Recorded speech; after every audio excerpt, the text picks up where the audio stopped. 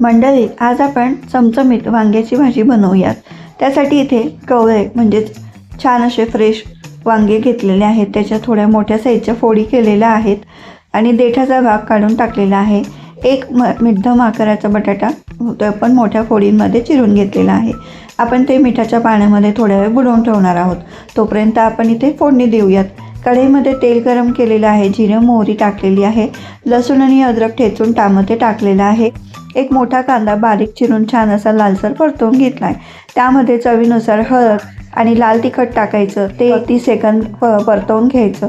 त्यामध्ये आपण पाण्यामध्ये बुडवून ठेवलेल्या वांग्याच्या फोडी आणि बटाट्याच्या फोडी टाकायच्या, थोडंसं मिक्स करून घ्यायचं। परत चवीनुसार मीठ टाकायचं।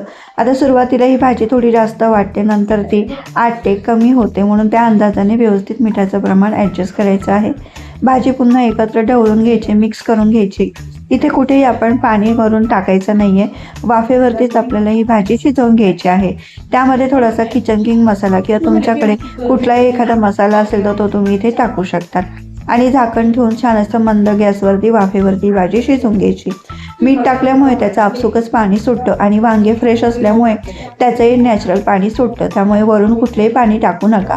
जर अगदी तुम्हाला वाटलंच भाजी खाली